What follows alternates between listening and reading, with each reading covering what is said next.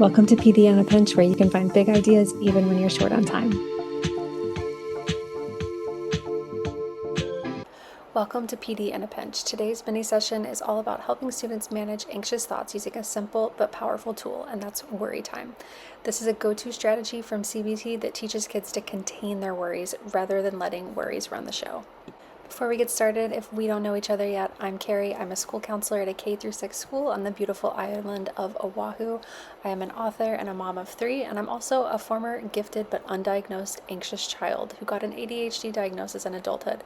So a lot of these strategies that I'll be sharing are things that I think would have been really helpful for me as an anxious kid, and they are strategies that I share with my anxious students on a daily basis. All right, let's get to it. We're going to teach our students to contain the worry using worry time interventions. The general concept of worry time is that we are setting aside a daily worry time, and that's when we're going to address those non-urgent worries because we've written them down and postponed them for a later time. We can introduce the concept by saying, hey, your brain is trying to help you, but it's being a little bit bossy. So let's give it a scheduled time to talk. So students pick a short block of time each day, 10 minutes max, where they give the worry their full attention. But until then, the worry gets written down and parked. So why does this strategy work so well? Worry time is rooted in cognitive behavioral therapy. The idea is really simple. Instead of trying to shut the worry down or solve it right now, we teach kids to schedule it. This does 2 things. First, it reduces how much space the worry takes up during the day. Second, it builds awareness that the worry is just a thought, not a crisis.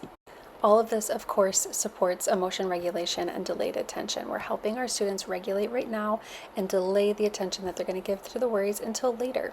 It also reduces or breaks that repetitive worry loop. Because we're designating a specific time for it for later, students can give their attention to something else that they need to be giving their attention to while they're at school.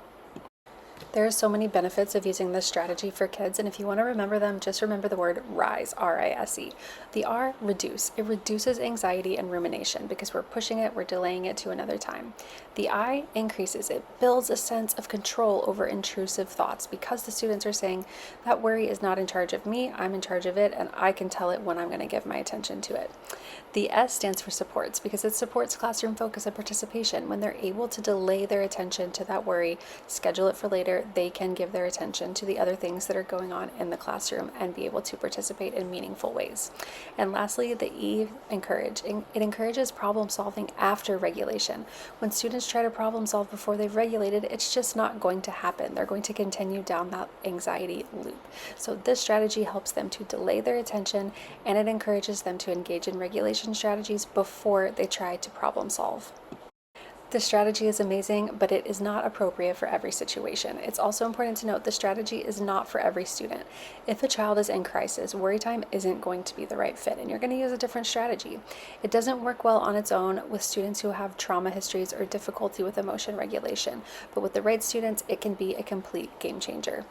Other students who are not neurotypical or who haven't had instruction in emotion regulation skills, or maybe just have some lagging skills, are going to need other instruction before they can engage in this strategy.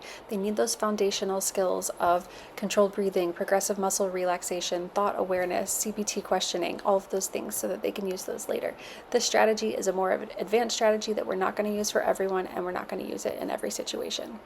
But for those worries that are not crisis related, this is a great strategy. But how do we introduce this concept to our students? There are a couple of ways that you can do it. You can use a couple of metaphors for this to help students understand what it is. It can be something like a holding tank or a worry jar where they can write their worries down and put them inside, put the lid on it, so those worries aren't going to come back out until those students are ready to address those at worry time. You can also label it kind of like a parking lot. You're going to park your worry right here until you're ready to deal with it at worry time. And this really normalizes worry. It's saying, yes, worries are common. We all have worries, but we don't have to deal with them right now. You are in charge of your worries, and you are in charge of when you want to address them. This tangible visual aid really helps students if they're actually writing it down and putting it in a jar or into a worry monster or a worry shoebox or whatever you might be using.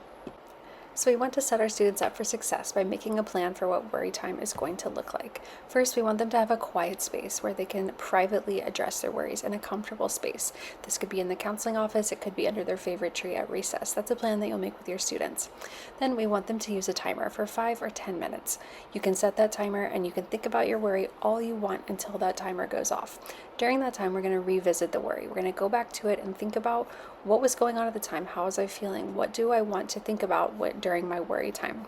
We also want to decide if we want to pass or we want to solve our worry. Sometimes enough time has passed that the worry's kind of resolved itself anyway, and we can just kind of move on with our day. But other times we really want to dedicate some mental energy to problem solving through it, going through some possible actions or scenarios, people we might want to reach out to for help, or things like that.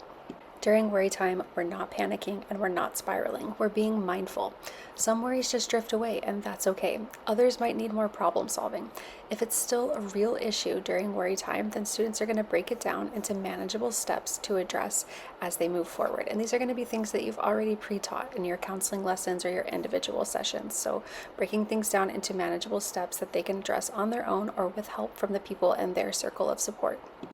As we're teaching students to use the worry time strategy, hopefully they've already been taught the personification strategy so that they can talk to their worries. But they could say something like, "Worry, I see you. I'm not ignoring you. I'm just not dealing with you right now. I'll come back at 3 p.m. It's just a way for them to say, "Hey, I'm in control. You're not in control of me. I have time for you later, but this isn't the time." Worry time helps move our students from panic now to plan later. It's simple, it's empowering, and it's evidence-based. This strategy has so many benefits for our students, like reducing their anxiety and rumination, increasing their sense of control over those intrusive thoughts, supporting their participation and focus in the classroom, and encouraging problem solving after regulation. Thanks for joining me for PD in a Pinch. If you want to keep learning more about cognitive behavioral strategies to support students with anxiety in the school setting, you can scan this QR code right here or check the links in the caption down below. I also have a book that's available for students called The Worry Warriors Guidebook and Journal for Kids, and it's full of evidence-based strategies to help kids understand and address their worries. Before you go, make sure you subscribe so you never miss a school counseling idea, and follow me on all your favorite social media platforms at Counselor Keri. I'll talk to you soon.